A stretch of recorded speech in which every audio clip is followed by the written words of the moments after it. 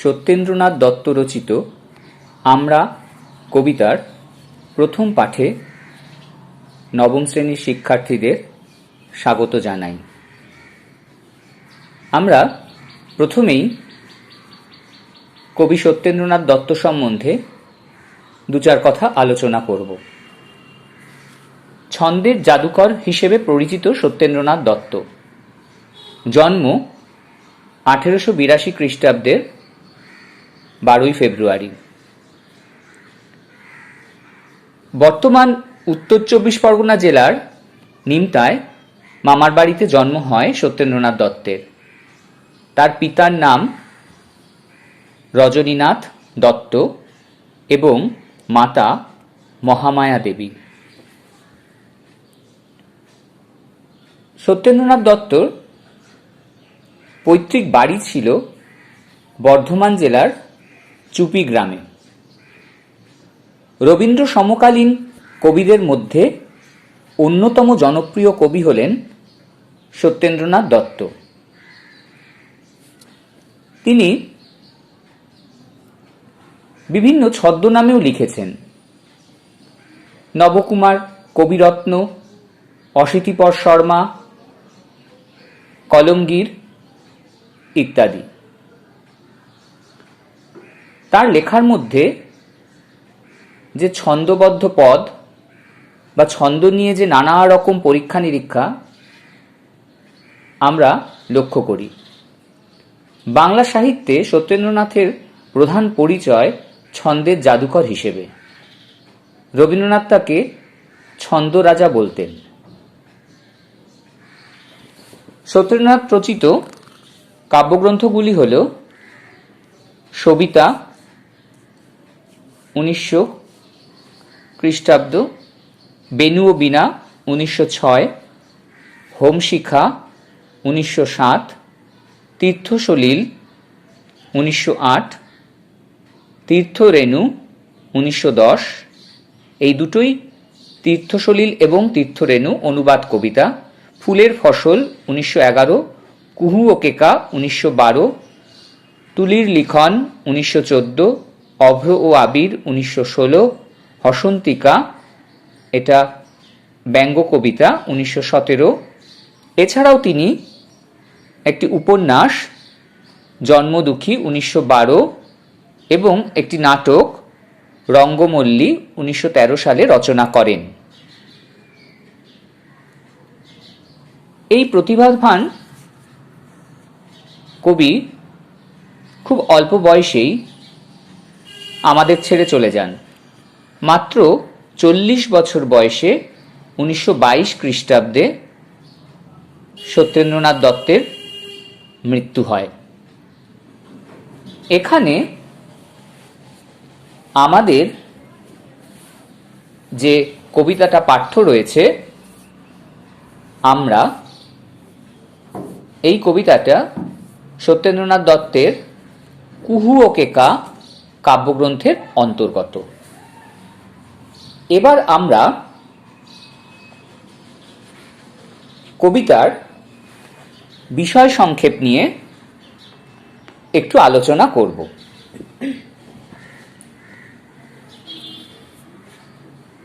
আমরা কবিতাটি কবির স্বদেশ প্রেমের পরিচয় বহন করে। কবি নিজেকে বাঙালি বলে গর্ববোধ করেছেন। এই বাংলাদেশ কবির কাছে তীর্থস্থানের মতো। মুক্তদায়িনী গঙ্গার স্পর্শে পবিত্র ভূমিতে বাঙালি বাস করে।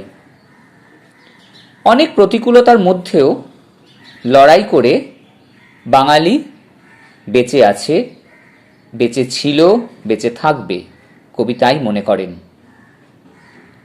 এই বাঙালির সঙ্গে রয়েছে তার পূর্বপুরুষের সাহস, বীরত্ব। এই প্রসঙ্গে তিনি অনেক উদাহরণ এই কবিতার মধ্যে তুলে ধরেছেন। বাংলা মায়ের আঁচল সবুজ ধানের ফসলে ভরা থাকে। কবি লিখেছেন, বাঘের সঙ্গে যুদ্ধ করে আমরা বেঁচে থাকি। আমরা খুব সহজে নাককে অর্থাৎ সাপের সঙ্গে খেলায় মাতি। চতুরঙ্গে যুদ্ধ ঘোষণা করি। আমাদের ঘরের ছেলে বিজয় সিংহ সহজেই লঙ্কা জয় করে। এরকম নানা ইতিহাস, পূর্বপুরুষের সাহস, বীরত্বের উত্তরাধিকার হচ্ছে আমরা। আমরা কারা? আমরা বাঙালি। আমরা মগের বিরুদ্ধে যুদ্ধ করেছি, এমনকি মোগলের সঙ্গেও লড়াই করেছি। এই বাংলার মাটিতেই জন্মেছিলেন শ্রীজ্ঞান অতীশ দীপঙ্কর। বাংলার কবি জয়দেব গোস্বামী মধুর কোমল কান্ত পদাবলী রচনা করেছিলেন। বিটপাল ধীমান আমাদের বাঙালি জাতির গৌরবকে বৃদ্ধি করেছেন। এরকম কীর্তন আর বাউলের গানে আমাদের অন্তরের গোপন তার ঝঙ্কৃত হয়। শত দুঃখেও আমরা ভেঙে পড়ি না। কবি এই কবিতার মধ্যে আরও বলেছেন যে মন্বন্তর কিংবা মহামারীতে আমরা নতুন করে বাঁচার পথ খুঁজি, আমরা হতাশ হয়ে ভেঙে পড়ি না। এই কবিতার বিষয়বস্তু আলোচনা করলে আমরা দেখতে পাই বাঙালির সহনশীলতা, আমাদের ঘরের ছেলে নিমাইয়ের কথা যে বিশ্বময় আলো জ্বালিয়েছে। বীর সন্ন্যাসী বিবেকানন্দ সমগ্র বিশ্বে মানবতার জয়গান গেয়েছেন। শিল্প সংস্কৃতিতেও এসেছে ব্যাপক পরিবর্তন কবি মনে করেন। ব্যবসা বাণিজ্যে বাঙালি সারা বিশ্বে তার খ্যাতি প্রসারিত করেছে। কবি সত্যেন্দ্রনাথ দত্ত তাই বাংলাতে জন্মগ্রহণ করে গৌরব বোধ করেছেন।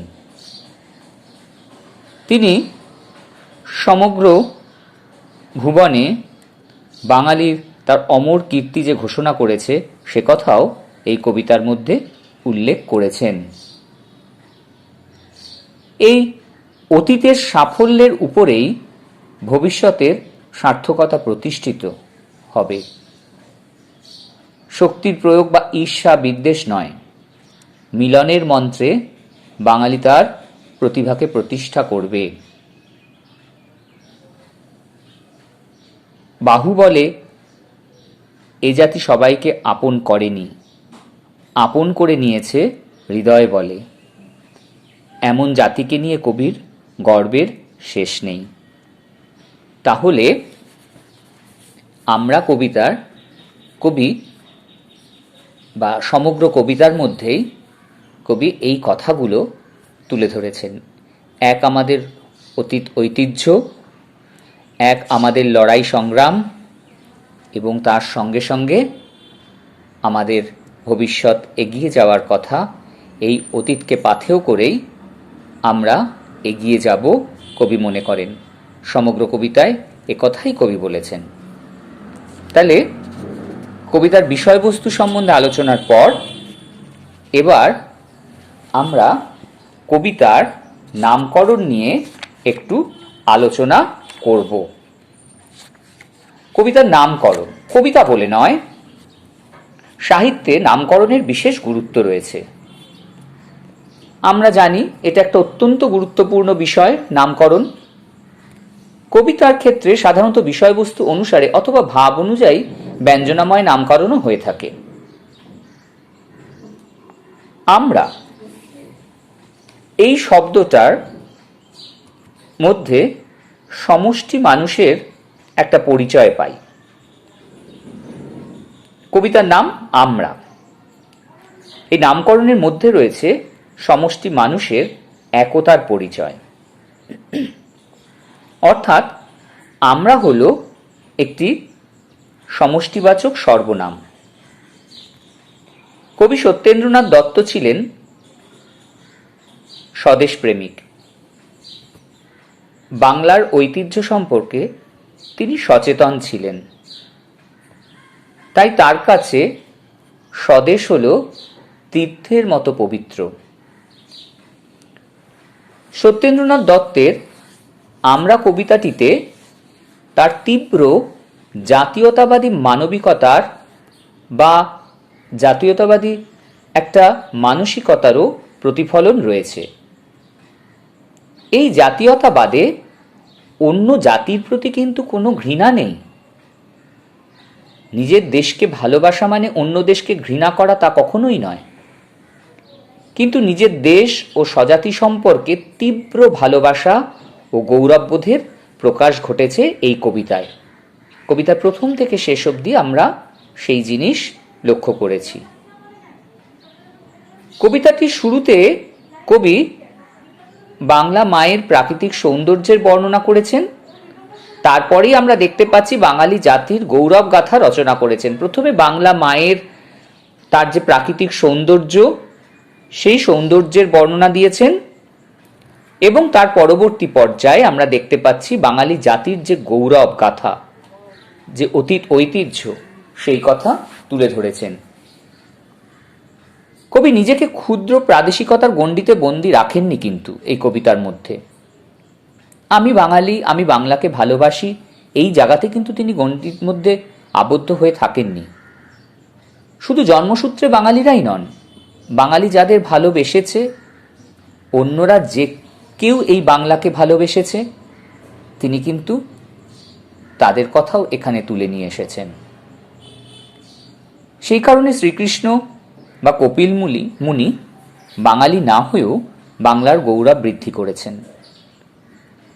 বাঙালির জয়গাথা রচনা করতে গিয়ে কবি শুধু ইতিহাস নয়, জনশ্রুতির ওপরও খানিকটা নির্ভর করেছেন আমরা দেখতে পেয়েছি।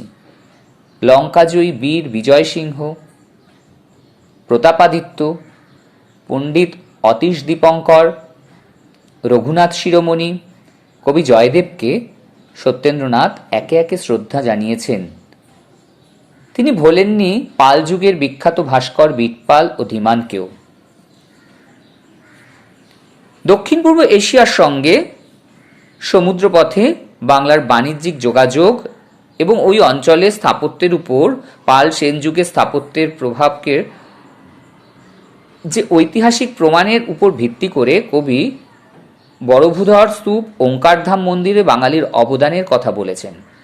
অর্থাৎ আমরা কবিতার মধ্যে দেখতে পাচ্ছি একটা মেলবন্ধন ঘটিয়েছেন বাঙালির সঙ্গে অন্য অঞ্চলের মানুষ যারা বাংলায় জড়িয়ে রয়েছে, বাংলার সাহিত্য সংস্কৃতির সঙ্গে ইতিহাসের সঙ্গে জড়িয়ে রয়েছে, আবার পাশাপাশি বাঙালিরাও যেরকম অন্য জায়গায় গিয়ে নিজেদের পরিচয় রেখেছেন, এই দুটোকে একটা মিলিয়ে দিয়েছেন কবি। কবি শ্রীচৈতন্যদেব, ঠাকুর শ্রী রামকৃষ্ণদেব, বিবেকানন্দ, জগদীশচন্দ্র বসু, রবীন্দ্রনাথ ঠাকুর, প্রফুল্লচন্দ্র রায়, এদের কারো নাম করে কারো বা নাম না করে ইঙ্গিতের সাহায্যে জয়গান করেছেন। তিনি বুঝিয়ে দিয়েছেন এদের অবদান।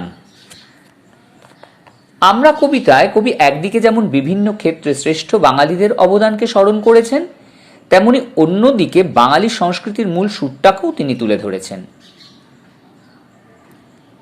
কি এই সুর?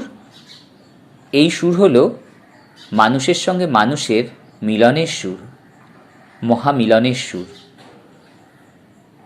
বাঙালি দেবতাকে আত্মীয় জ্ঞানে হৃদয়ে স্থান দিয়েছেন, আবার প্রিয়জনকে ভালোবেসে দেবতার মর্যাদা দিয়েছে।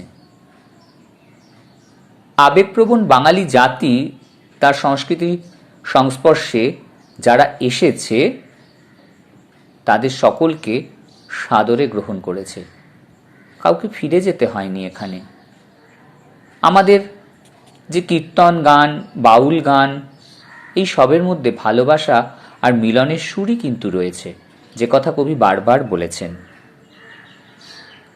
কবি স্বদেশ ও স্বজাতির আগামী দিনের জন্য স্বপ্ন দেখেছেন। তিনি স্বপ্নের জাল বিস্তার করেছেন। তিনি আশা করেছেন একদিন নিশ্চয়ই বাঙালি জগৎসভায় শ্রেষ্ঠত্বের মর্যাদা পাবে।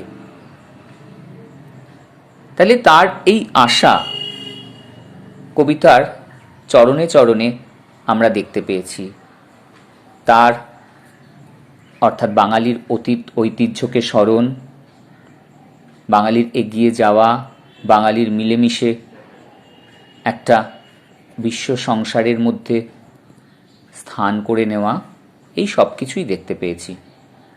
কবিতাটা আমাদের অর্থাৎ বাঙালি জাতিকে কেন্দ্র করেই রচিত। তাই আমরা এই নামকরণটি কবিতার বিষয়বস্তু নির্ভর এবং বলা যেতে পারে তাৎপর্যপূর্ণ এবং যথাযথ। সত্যেন্দ্রনাথ দত্ত রচিত আমরা কবিতার প্রথম পাঠ আজ এই পর্যন্তই।